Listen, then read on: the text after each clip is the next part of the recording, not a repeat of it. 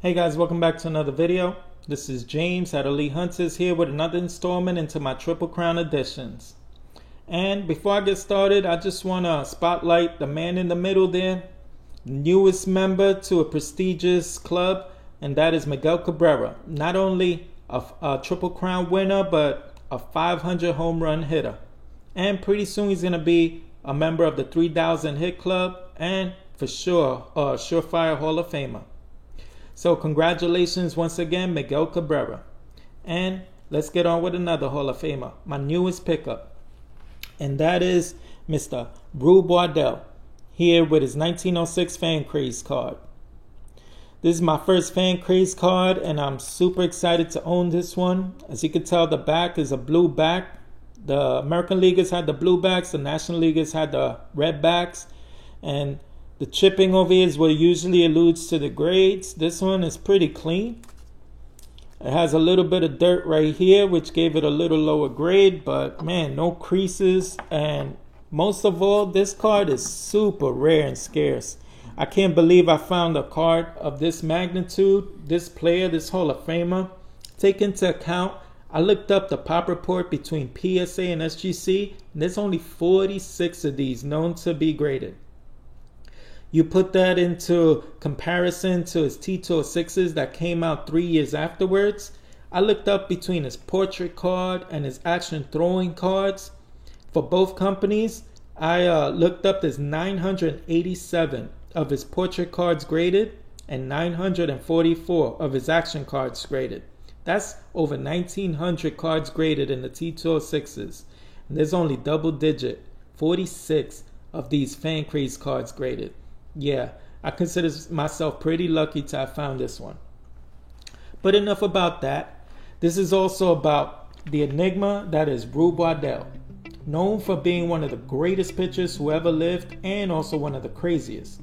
So crazy, he was often found wrestling with gators or punching lions in the face. He also saved a woman once from drowning and also a town from flood.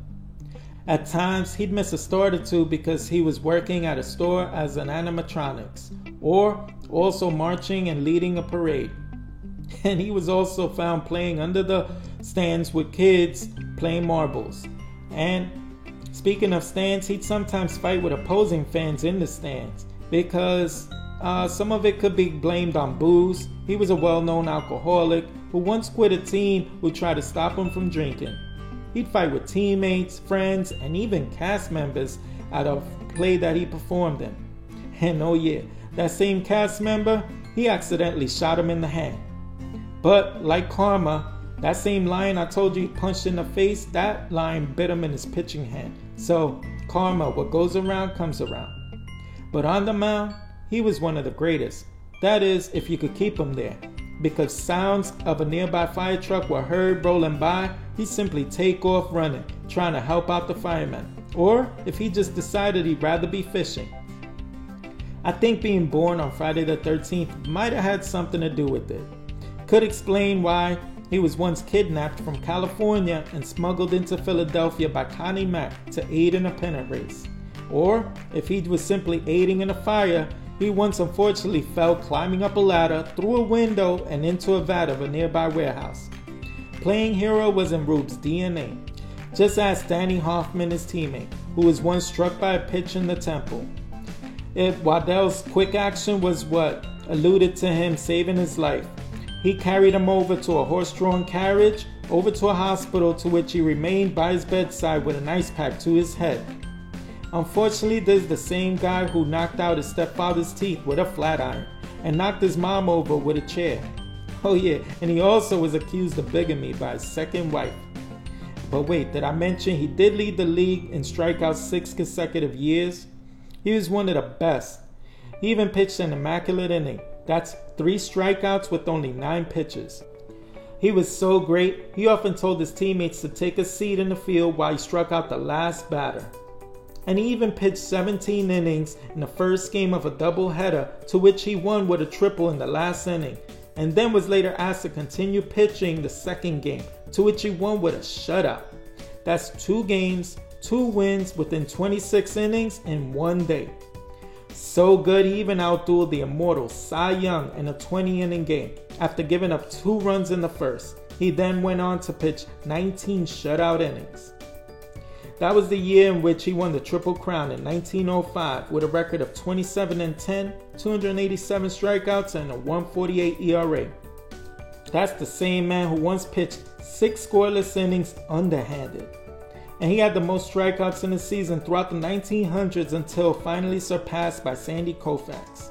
This man was great, tough, and he also played football, rugby, but had a soft spot with kids and especially puppies because he had a heart of gold. It's the same kid at heart that saw him doing cartwheels off the mound after defeating Cy Young in those 20 innings. That heart of gold was also what helped out the poor and unfortunate, and unfortunately led to his demise. He was once helping that small town in Kentucky from flood. He was out there all night helping to stack up sandbags in the cold, wet night. And it alluded to him catching pneumonia, which eventually weakened his immune system and made him susceptible to contracting tuberculosis. He later on passed in 1914 on April 1st because of this. Yep, you heard right. That's on April Fool's Day. That is the enigma that is Rube Waddell. None of this is embellished. I looked this up in so many articles and videos, and I put 2 and 2 together because sometimes stories get skewed a little bit, but for the most part, all of these facts I stated are true as can be. I can't believe in reading all of the facts about this man, all the things that he did in such a short lifespan, but yep, that is Rube Waddell.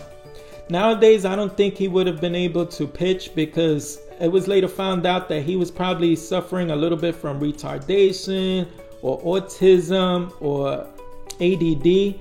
But in those days, they didn't diagnose that, and he ended up putting up a Hall of Fame career, but it had to be back then because definitely nowadays they would have not allowed him to pitch. So with all that being said, let's check off another name, Rube Waddell.